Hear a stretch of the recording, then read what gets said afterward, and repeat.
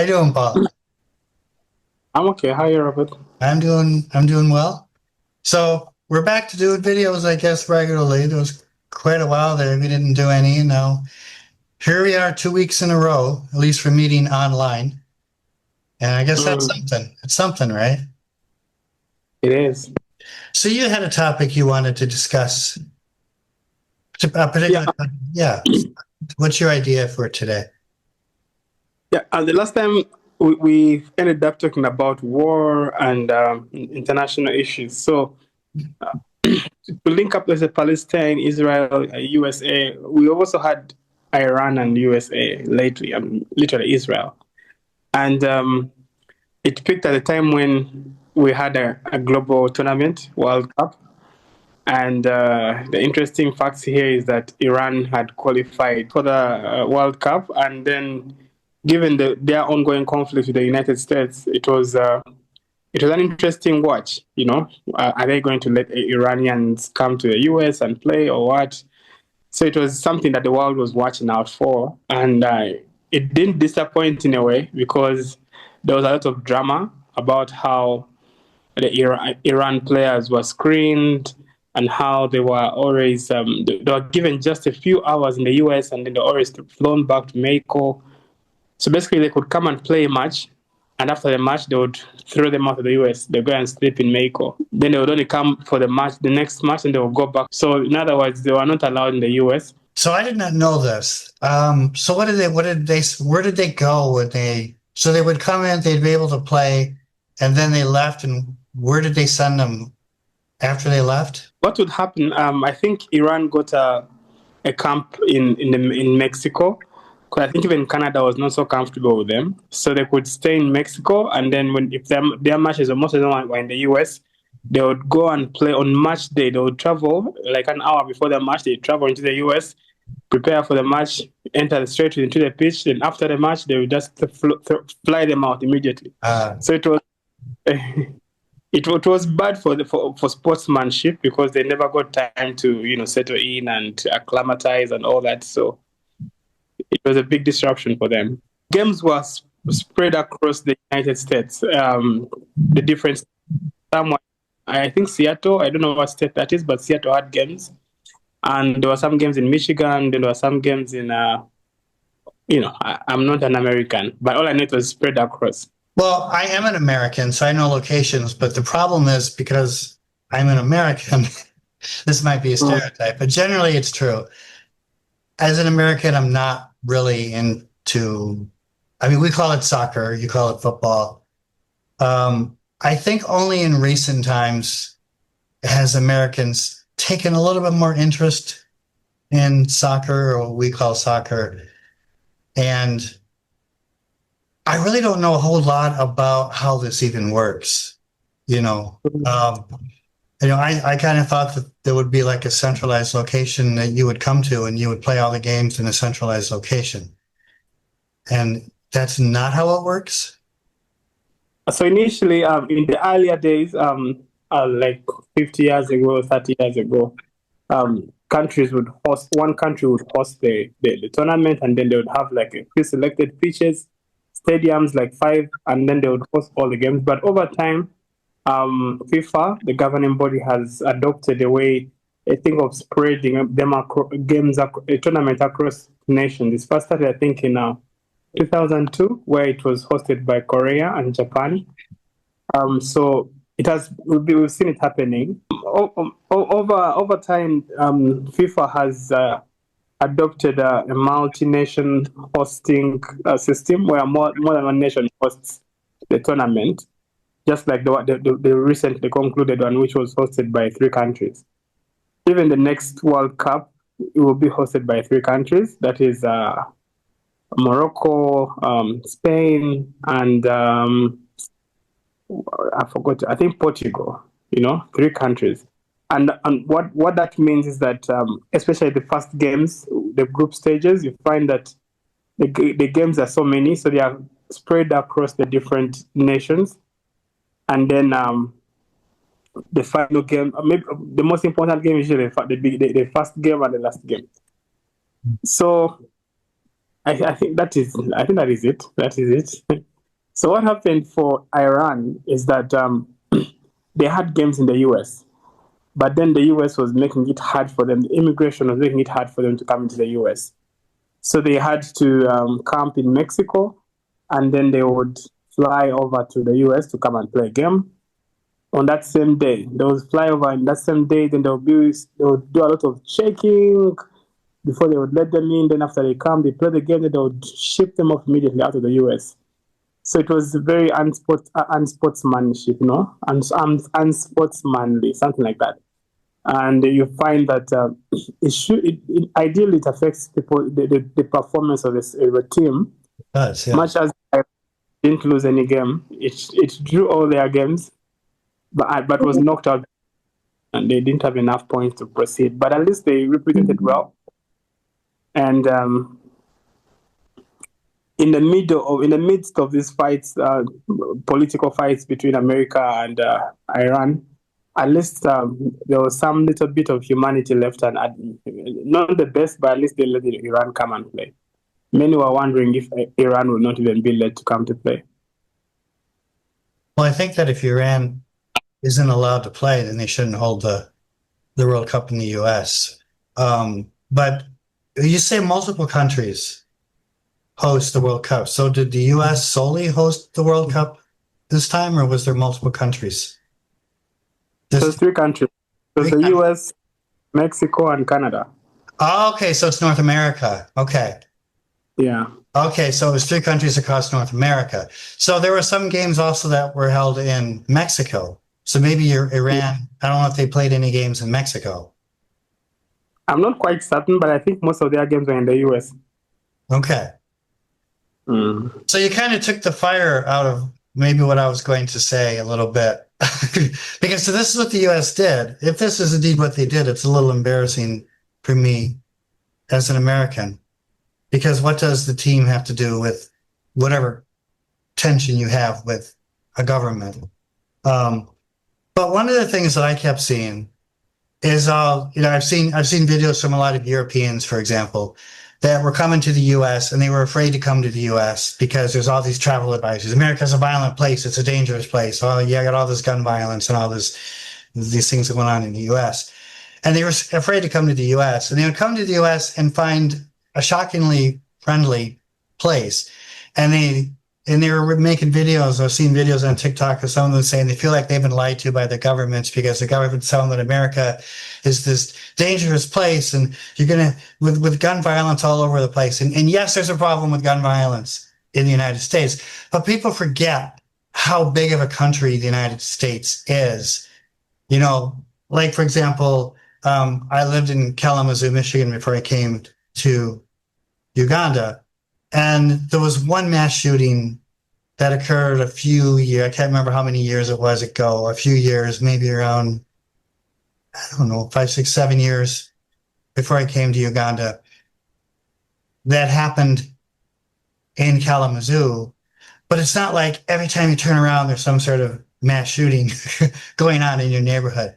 And so people would come to the U.S. and they would find, oh my gosh, people in the U.S. are very friendly. And they were shocked, at a lot of things in the U.S. Like they go into restaurants, they'd make videos about, oh, I get free refills on soda. They don't give us free refills in Europe, And they see all these things that happen in the U.S. that are just shocking to them. And they see how friendly and the hospitality and so forth. And I think it kind of shows and it highlights the difference between the tension that exists between governments and how that differs from the reaction of the actual people. We have all these tensions that occur on a political level, but when you actually get down to the people level, when you actually get down to the cultural level, and it's like it's an entirely different thing. It's the people are friendly, the people are kind, they're receptive to the people that are visiting their. We're receptive to the people that are visiting our country to the World Cup. No, the problem with travel advisories is that they are politically motivated, and they usually very sensationalist. Just recently, I think we had a conversation with you about the travel advisory for Uganda, and the Ebola cases, there was literally nothing here, you know. So it's just politics and maybe economics. Well, and But yeah, you sent me another, and I looked it up to confirm that it was true. A week or two ago, you sent me an image of the U.S. issued a travel advisory cautioning Americans, advising Americans not to travel to Uganda because of violence that was taking place within the country. And I looked it up. Is this image real?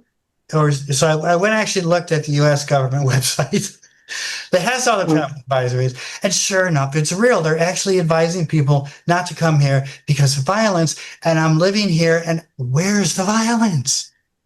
I It's, know. it's all about these narratives. I mean, they did this whole thing with Ebola. Okay, so you had a problem. I think it was in the Congo, right, where you actually have regular Ebola outbreaks.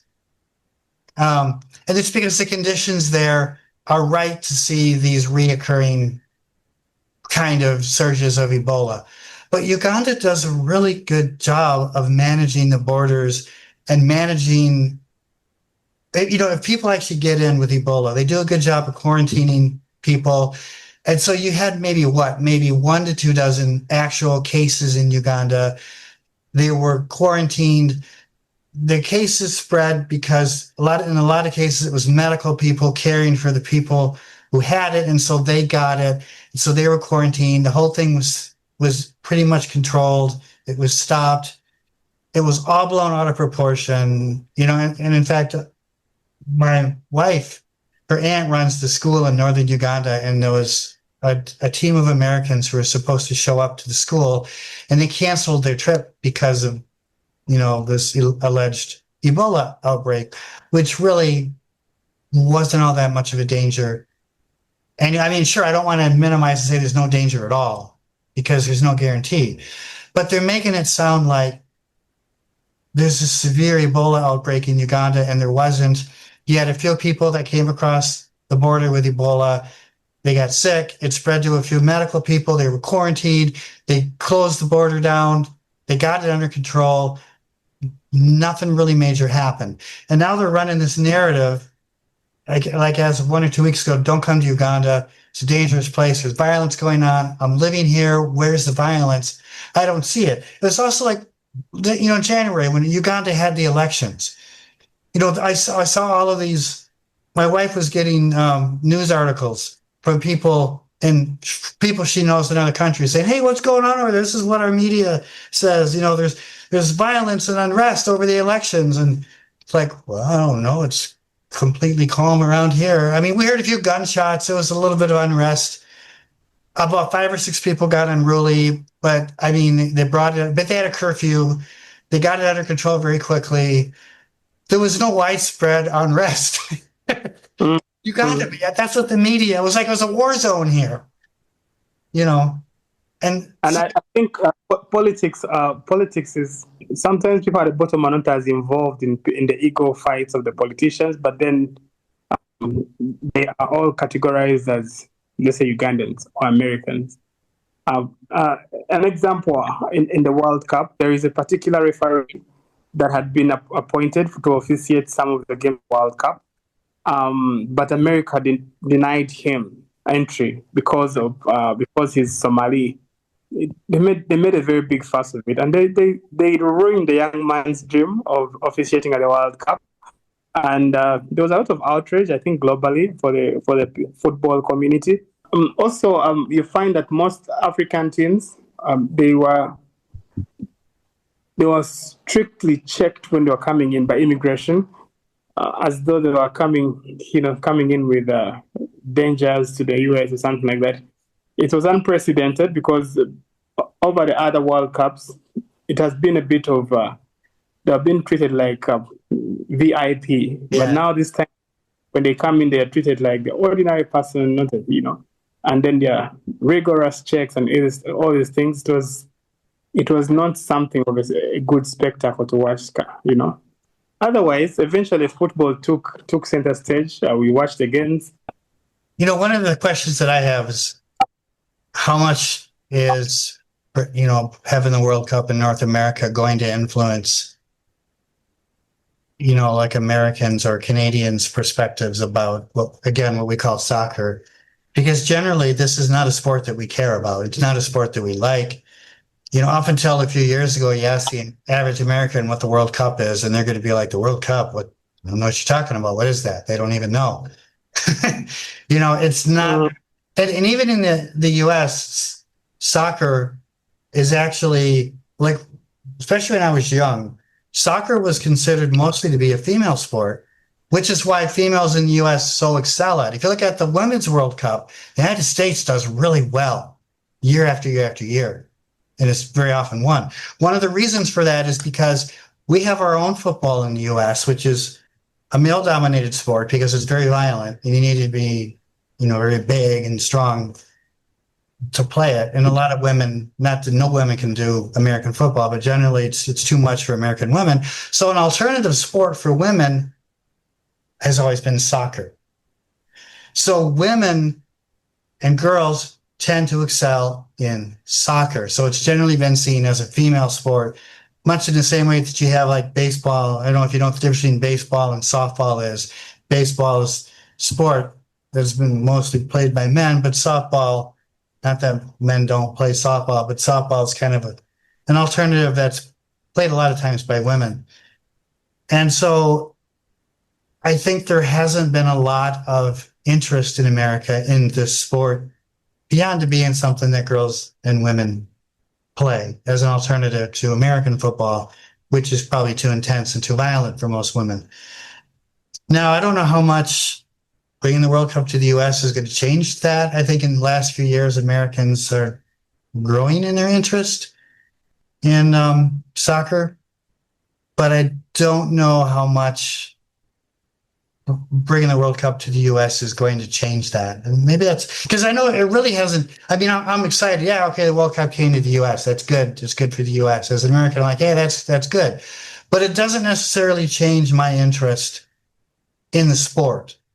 I'm not necessarily going to become a soccer fan. Well, first of all, it hasn't changed your interest much because you are here. But the Americans who are on the ground, because I think the attendance was good. The tickets were very expensive. Some tickets went as much as £8,000, over 10,000 just to watch a game. And so I feel like the impact is, and some Americans have actually fallen in love with the game. Yeah, maybe not as much as American football, but I think it's a good journey, a good. They are moving towards the right direction over time. Maybe my interests haven't changed that much, but maybe I'm not reflective of what's going on in the country as a whole. Maybe you'll see a shift. Maybe you'll even start to see the men's team actually start to do something, and the American team actually start to do something. No, but actually, the games are, because lately there is one of the best, actually the greatest, probably the greatest, arguably the greatest all-time soccer player. He plays in the league in America. He plays for Inter Miami. Lionel Messi, if you've ever heard of him. And so we have many soccer superstars who are going to America, and it's giving the game in America visibility. So I believe it's on the up. So you think there's anything you can do to get me more interested in the sport?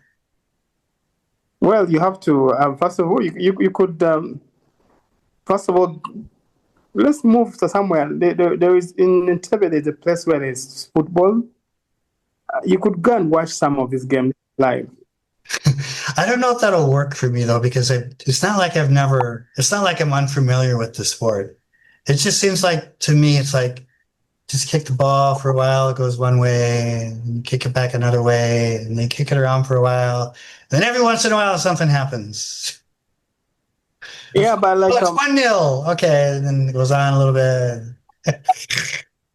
When you think about it, soccer is the most watched game in the world. Over 5 billion people watch the game. And I don't understand why. I don't understand the appeal. I'm not saying this to be critical. I honestly don't understand the appeal, because I find it boring. And then that's saying Yeah, it's 'cause criticized. I'm just being honest. I don't understand. I personally don't understand the appeal. So I'm asking you, maybe you can explain the appeal of it. What is the appeal of it? no, first of all, it's more about familiarity. Football is the cheapest game to play. All people need is a ball. And these balls can be made out of banana fibers, they can be made out of Cavera, they can be polythene bags, paper, or something. People can make footballs anyhow, anywhere. In the poor, the most impoverished people can have a football, the richest can have a football. So it's a game that is easy to play, or affordable for everyone to play. That's why it has spread across easily. It has less fatalities, it has less rules. The rules are quite straightforward. So it's easy to market, and it has had over 100 years of marketing. So you find that if everyone has an idea how a ball is kicked, and what is a foul and what is a goal, whereas the other games are very technical. You have to know now this is a field goal, this is a touchdown, this is now it's defense time. Now it's a lot of work. Personally, I used to play rugby on a professional level, but still, I know that rugby is a complicated sport for the average person, for the average brain. It needs a lot of maths. So sometimes I score points and it counts for 2. Sometimes some points count for 3. Some points count for 5. Whereas when I'm playing soccer, every point counts for 1. There's no mathematics. It's not complicated. Wow. And the simplicity of football has made it popular. So you find that people are used to the game because it's simple to understand. And now, when it's at a world stage, people can easily associate because they have an idea. Now, basketball, a lot of technicalities. I think that's the difference. I think you just explained it. Because that actually makes sense to me. Because I'm thinking about my own favorite sport, which is baseball. Baseball has different rules. You got infield rules, you got outfield rules. What happens to the ball in the infield, the rules are different than what happens to the ball if it goes into the outfield. And if you're not familiar, if you're just watching this and you don't watching baseball for the first time, you're like, well, wait, I don't understand. Why did this happen, but that didn't happen before? Oh, that's because the ball went out into the outfield, so the rules are different. But I've been watching baseball all my life. I understand all the rules. But if you don't know all the rules, you'd be like, I'm all confused. What's going on? If you've never seen baseball before, Yeah. Oh, you made sense to me. I can see that. That makes total sense. So. Yeah, personally, my experience, the first time I've experienced rugby is when I joined high school. So I came to high school, and from primary school, we knew about football and volleyball, these simple games. Then I find rugby at high school. And trust me, if I'm to watch a rugby game live and a football game live, soccer game live, I would forfeit the soccer game. I would definitely go and watch a rugby game because it's so exciting. People are hitting each other, they are outpacing each other, they are sidestepping. It's so much fun. Yeah. Even so much to the fact that even at school, you could find that even the geeks, the people who are so deep into their books, when there's a rugby match, the pitch is packed. Everyone is there to watch. Even the girls, even the ones who read so much, they would come and watch the game. Whereas when it was football, you would have a few people coming to watch. Yeah, I like rugby. I like to watch rugby. My wife was on a rugby team before. Actually, until shortly after we were married. So, but we probably should wrap this up. So, anyway, so that's about the World Cup and football and games. Maybe some of our viewers could comment at how you thought about the way the World Cup unfolded. All right, then we'll say goodbye for now, and bye for now. We'll see you hopefully next week. Bye. Bye. Can anybody tell me what's going on? Tell me what's going on. If you open your eyes, you'll see the sun.